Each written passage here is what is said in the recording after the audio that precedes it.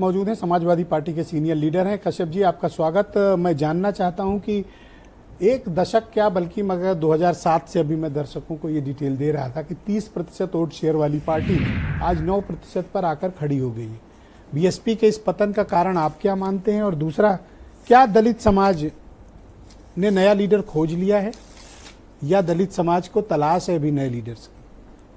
देखिए, पतन का कारण तो मैंने पूरा सुन लिया। जो आपने एनालिसिस किया उसमें कोई फंड बट नहीं है। जितनी एनालिसिस आपने की कि इनका पतन का क्या कारण है।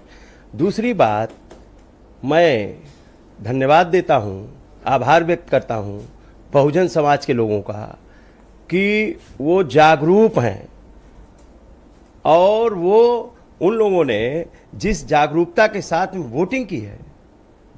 और मैं उत्तर प्रदेश की खासतौर से जनता का मैं धन्यवाद देता हूं कि जो बाबा साहब किया, गठबंधन कोड किया, बाबा साहब के संविधान की रक्षा के लिए और जो संविधान की रक्षा के लिए जो निर्णय लिया जनता ने, और माननीय अखिलेश यादव जी की पीडीए की रणनीति ने मोदी के विजयी रथ को उत्तर प्रदेश में ही रोक दिया। और ये क्या आप क्लेम करते हैं कि बहुजन समाज का वोट आपकी तरफ आया? देखिए, बहुजन समाज का ही नहीं, बहुत से वर्गों का, सभी लोगों का, पिछड़े, दलित, आदिवासी, अल्पसंख्यक और सामान्य वर्ग में भी बहुत से लोगों ने जो माननीय अखिलेश यादव जी की रणनीति है और माननीय अखिलेश यादव जी का जो विजन है लोकतंत्र में, क्या एक नकारात्मक कैंपेन भी चला, लोगों ने पसंद किया। आप लोगों ने एक नकारात्मक कैंपेन भी चलाया कि ये तो बीजेपी की बी टीम है। देखिए, अब जो बीजेपी के साथ, अब ऐसे तो नहीं चिपका सकते उनके ऊपर की बी टीम है। नहीं, देखिए, अब तो चुनाव खत्म हो गया, बी टीम है, चुनाव खत्म हो गया है। अब देखिए, सब चीजें दिखाई पड़ती हैं, सब लोगों ने महसूस की हैं। अब बहुजन समाज या पिछड़े दलित इतने अशिक्षित नहीं है कि बीजेपी गुमराह कर ले। अब उन्हें सीधे दिखाई पड़ रहा है कि आरक्षण खत्म हो रहा है, संविधान खत्म हो रहा है। संविधान का वो उठाकर मुद्दे को तो नहीं, क्या एक बड़ा प्रोपोगंडा किया आपने?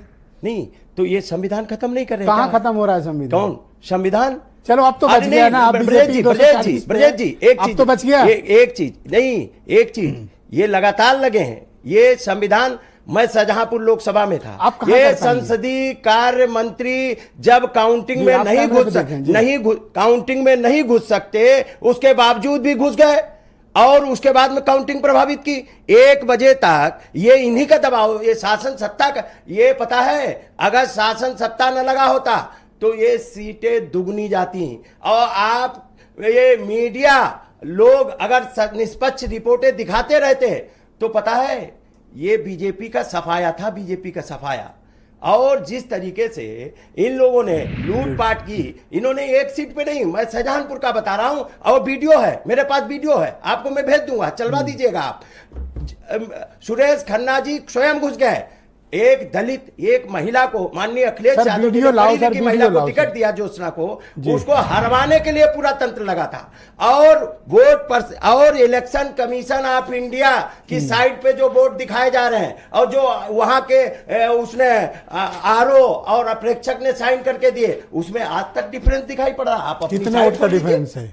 कितने वोट का डिफरेंस है इसमें? आपको दिखाई दे रहा है कितने वोट का डिफरेंस है इसमें? मोटा मोटी बताओ। 2-3 हजार का डिफरेंस है भाई। तो सर कोर्ट चले जाओ। नहीं, कोर्ट भी जाएंगे, लड़ेंगे, लेकिन सुनवाई कहां हो रही? ये बीच में घुस गए काउंटिंग में। हम लोगों ने लिख के दिया, हमारे प्रदेश अध्यक्ष निर्वाचन आयोग भेजा, कोई सुनवाई हुई क्या? और उसके बाद में काउंटिंग 1 बजे तक कोई एक राउंड की भी घोषणा शाहजहांपुर में नहीं होने दी गई और उसके बाद में रात में सारे राउंडों की घोषणा कर रहे हैं आप। जब नियम है कि एक राउंड की तो सर अब तो बात बीत गई है, तो सब 4 तारीख को करना चाहिए था, आप तो लेट हो गए। किया, आप देखिए ना, सब चिट्ठियां मेरे पास हैं, सब आयोग को भेजा गया, वहां टीवी पे बोला गया, लोगों को बोला गया। मनीष सिंघवी जी को आमंत्रित करता हूं। एक सीट नहीं, फरीदाबाद में आपके कई सीटें